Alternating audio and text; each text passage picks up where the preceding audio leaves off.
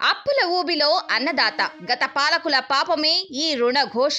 ఏపీలో రైతుల అప్పులపై లోక్సభలో కేంద్రం ప్రకటన. దేశంలోనే రైతుల రుణభారంలో ఏపీ రెండో స్థానం. రైతు రాజ్యం రావాలంటే మార్పు తథ్యం. ఆ మార్పు బీసీవై పార్టీతోనే సాధ్యం. ఆంధ్రప్రదేశ్ రైతు అంటే ఒకప్పుడు దేశానికే అన్నం పెట్టే రైతు అని పేరుండేది. కానీ నేడు అదే ఆంధ్రప్రదేశ్ రైతులను గుర్తు చేస్తే అన్నం కాక అప్పుల కథలు వినిపిస్తున్నాయి. లోక్సభ వేదికగా కేంద్ర ఆర్థిక శాఖ సహాయ మంత్రి పంకజ్ చౌదరి వెల్లడించిన గణాంకాలు చూస్తుంటే ఏపీలో వ్యవసాయం ఎంతటి దుస్థితికి చేరిందో అర్థమవుతుంది. 2025 డిసెంబర్ నాటికి ఏపీ రైతులపై ఏకంగా 3,75,254 కోట్ల రూపాయల అప్పుల భారం పేరుకుపోయింది. ఇందులో పంట రుణాలు 2,01,744 కోట్లు కాగా టర్మ్ లోన్లు 1,73,510 కోట్ల రూపాయలుగా ఉన్నాయి. దేశంలోనే అత్యధిక రుణభారం ఉన్న రాష్ట్రాల్లో ఏపీ రెండో స్థానంలో నిలవడం రాష్ట్రానికే సిగ్గుచేటు. ఈ పరిస్థితికి కారణం గత పాలకుల చేతకానితనమే. ఈ దారుణమైన పరిస్థితిపై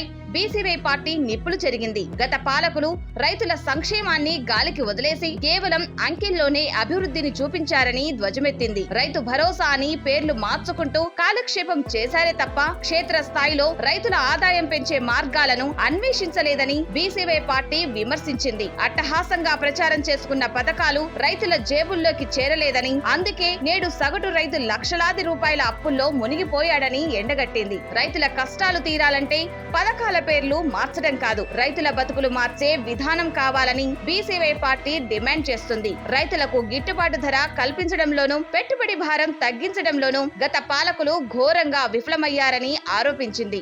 ఏపీ రైతును అప్పుల నుంచి విముక్తి చేసి మళ్లీ రాజసంతో బతికేలా చేసే సత్తా కేవలం బీసీవై పార్టీకి మాత్రమే ఉంది. రైతును రాజును చేయడమే లక్ష్యంగా వారి కష్టాజీతానికి తగిన విలువ ఇచ్చే నిజమైన రైతు రాజ్యం బీసీవై పార్టీతోనే సాధ్యం.